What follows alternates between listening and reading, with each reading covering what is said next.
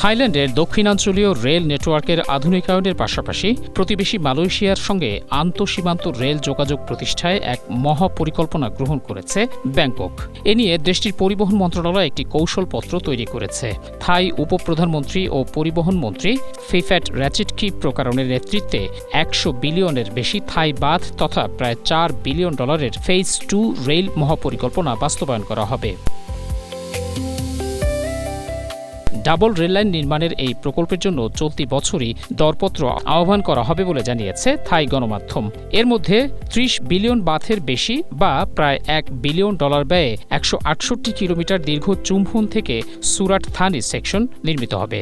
এছাড়া সুরাট থানি থেকে হাট ইয়াই টু শঙ্খলা পর্যন্ত ৩২০ কিলোমিটার দৈর্ঘ্যের রেললাইনের আধুনিকায়ন ও নির্মাণের ব্যয় ধরা হয়েছে ৬৬ বিলিয়ন বাথ তথা $২ বিলিয়ন।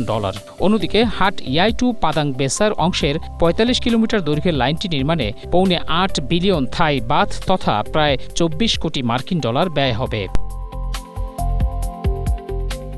মূলত হাট ইয়াই টু পাদাং বেসার অংশটি থাইল্যান্ডের সঙ্গে মালয়েশিয়াকে যুক্ত করবে। এ নিয়ে মালয়েশিয়া সরকারের সঙ্গে আলোচনা চলছে বলে জানিয়েছে থাই কর্তৃপক্ষ।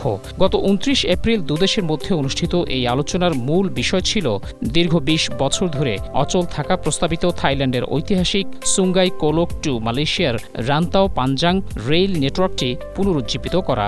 আলোচনায় যাত্রী পরিবহনের পাশাপাশি পণ্য পরিবহনের বিষয়টিও গুরুত্ব পায় বলে জানিয়েছে থাই কর্তৃপক্ষ।